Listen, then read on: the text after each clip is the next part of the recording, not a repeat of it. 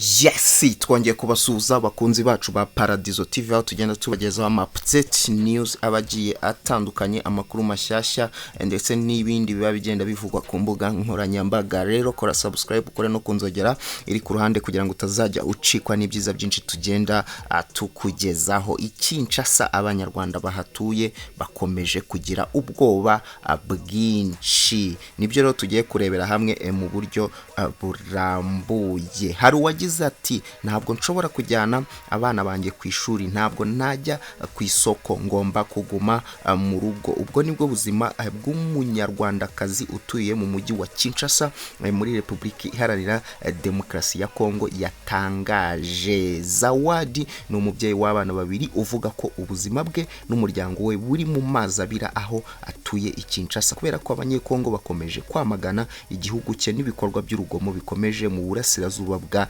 Repubulika Iharanira Demokarasi ya Kongo no mu bindi bice by'igihugu. Ibi bikajyana nuko akomeje kubona ku mbuga nkoranyambaga amashusho y'urubyiruko rw'insoresore n'abagabo bafite imihoro n'intwaro gakondo bari mu mihanda bahiga ahari uvuga ikinyarwanda cyangwa umututsi ngo bamwice. Ni imvururu zatangiye muri Gicurasi 2022 ubwo abarwanyi b'umutwe wa M23 barwanaga n'ingabo za leta ya Kongo FARDC zifatanyije n'inyeshyamba za FDLR.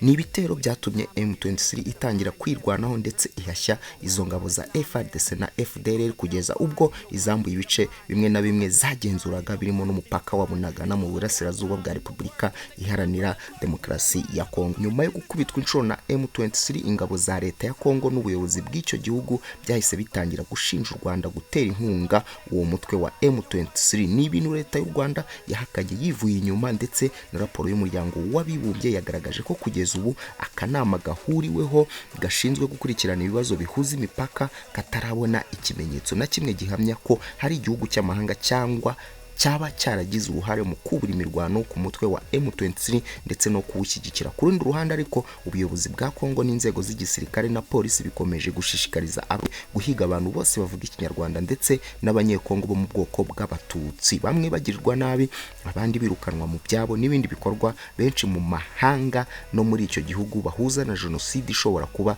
iri kubera muri Repubulika Iharanira Demokarasi ya Kongo. Abanyarwanda batuye muri Repubulika Iharanira Demokarasi ya Kongo ntabwo borohewe nk'uko uwo mubyeyi atubwiye utuye mu birometero byinshi mu burengerazuba bwa Kongo mu mujyi wa Kinshasa yabitangaje. Zawudi kuri ubu utakiva mu rugo ngo ajye ku kazi yagize ati ntabwo nshobora kujyana abana banjye ku ishuri, ntabwo njya ku isoko, ngomba kuguma mu rugo. Yakomeje agira ati nabo dukorana ubucuruzi iyo bambonye bambwira amagambo y'urwango. Guverineri w'umujyi wa Kinshasa Jean Gobira aheruka kubwira abaturage be kwirinda kwishora mu bikorwa byo kugira nabi abanyarwanda n'abandi baturage bagenzi babo. Gusa ibi ntabwo byatumye abanyarwanda batuye Kinshasa bashira ubwoba ngo bakomeze ibikorwa byabo nk'uko byatangajwe n'uwo mubyeyi. Ati ahantu hose ujya utekereza ko abantu bashobora kukwica, abantu bashobora kukugirira nabi. Nuko uwo mubyeyi yadutangarije mu gihe kandi u Rwanda na Repubulika Iharanira Demokarasi ya Kongo bigiye guhurira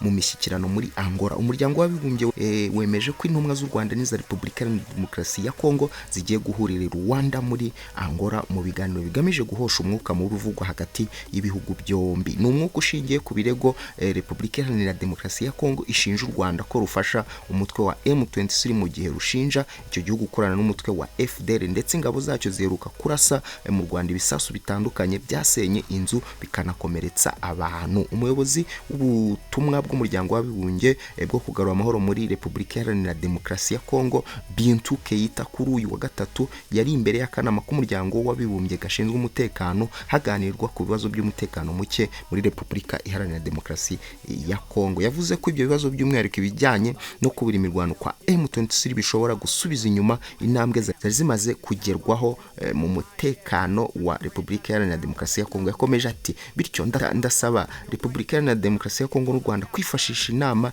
igiye guhuzwa na Perezida Joao Lorenzo i Rwanda nk'umwanya wo gukemura icyo batumvikanye binyuze mu biganiro hagati aho. Ni ngombwa ko ibihugu byombi bikomeza gukoresha inzira zashyizweho mu karere nk'uburyo bwo kugenzura ibibera ku mipaka no gukemura ibyo batumvikanye kandi bashingiye ku bimenyetso bifatika. Ntabwo umunsi nyirizina ibiganiro bizaberaho uratangazwa. Mu kanama gashinzwe umutekano ibihugu byinshi byagaragaje ko bishyigikiye uburyo bw'ibiganiro. Ambasaderi w'Ubufaransa mu muryango w'abibumbye Nicolas de Rivière yashyigikiye ko ikibazo cy'umutekano muke gikomeza gukurikiranwa mu buryo bw'akarere binyuze mu biganiro bya Nairobi. Yamaganye ibitero bishya bya M23 mu kungabo za leta na MONUSCO kimwe n'ibyindi mitwe irimo Codeco, ADF na FDLR. Yakomeje ati Ubufaransa buzakomeza gushyigikira ko habaho ibiganiro hagati ya Repubulika Iharanira Demokarasi ya Kongo n'u Rwanda binyuze mu buryo busanzwe ndetse n'inzira za diplomasi. Ndanagaruka ku buhuza bwatangijwe na Perezida wa Repubulika ya Angola ku bufatanye n'ubumwe bwa Afurika. Ambasaderi wungirije wa Leta Zunze Ubumwe za Amerika Richard Meles we yasabye imitwe yitwaje intwaro ikorera muri Repubulika Iharanira Demokarasi ya Kongo guhagarika ibikorwa byayo igashyira intwaro hasi iyo mu gihugu igafashwa gusubira mu buzima busanzwe naho ikomoka mu mahanga igasubira iwabo. Yakomeje ati turasaba Repubulika Iharanira Demokarasi ya Kongo n'u Rwanda gukomeza intambwe nziza zigamije guhosha umwuka mubi. Dushyigikiye ibiganiro bya Nairobi n'uruhare rwo ku rwego rwo hejuru rw'aba perezida ba Kenya na Angola kuri iki kibazo. Turifuza gukoresha uyu mwanya mu gushimangira ko buri gihugu kigomba kubaha teritwari y'ikindi cy'abaturanyi. Nyanaganutse ku magambo y'u Rwanda yuko muri ibi bibazo MONUSCO irimo gukora ku ruhande rumwe FDLR na FARDC ngo bishobora gutuma izi ngabo zibasirwa.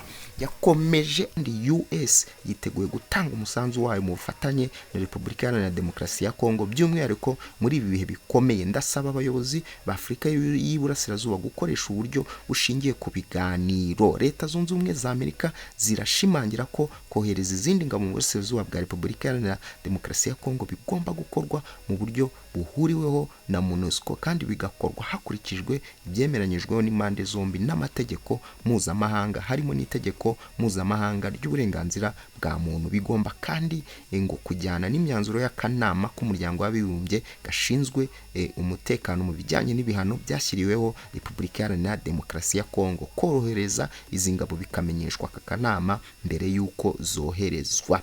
Yakomeje ati ndasaba Repubulika Iharanira Demokarasi ya Kongo, u Rwanda n'ibindi bihugu bya East Africa guhosha umwuka mubi bigafatanya guhashya igisubizo, gushaka igisubizo kirambye ku bugizi bwa nabi n'umutekano muke mu burasirazuba bwa Kongo. Intumwa yungirije y'Ubwongereza mu muryango w'abibumbye James Kariuki we yavuze ko ibyago by'uko hashobora kubaho intambara y'akarere biri hejuru kurusha mu kindi gihe. Yakomeje ati hakenewe guhosha umwuka mubi ku mpande zombi kandi hakubahwa ubusugire bwa buri gihugu. Guhosha umwuka mubi kandi bigomba kugendana no kurwanya imvugo z'urwango cyangwa gushaka gushora abantu muri ibyo bikorwa. Yashimye ibiganiro birimo kugirwamo uruhare na Perezida Kenyatta ndetse na Lorenzo avuga ko Ubwongereza bubishyigikiye. Yashimangiye ko gukemura ibibazo biri hagati y'u Rwanda na Repubulika Iharanira Demokarasi ya Kongo abona igisubizo kiri mu biganiro n'inzira za diplomasi kurusha imbaraga za gisirikare. Yanasabye leta ya Kongo ko muri ibi bihe ikwiriye gukuramo ibihe bidasanzwe yashyizeho mu ntara za Ituri na Kivu y'Amajyaruguru hagasubizwaho ubuyobozi bwa gisivili bwasimbuwe ubwa gisirikare. Ngaho rero nguko turagenda tubagezaho amakuru abagiye atandukanye. Kora subscribe, kore no kunzogera iri kurande kugira ngo utazajya ucikwa n'ibyiza byinshi tugenda atukugezaho. Muhorana nande na Bukalif, reka tubonane ubutaha.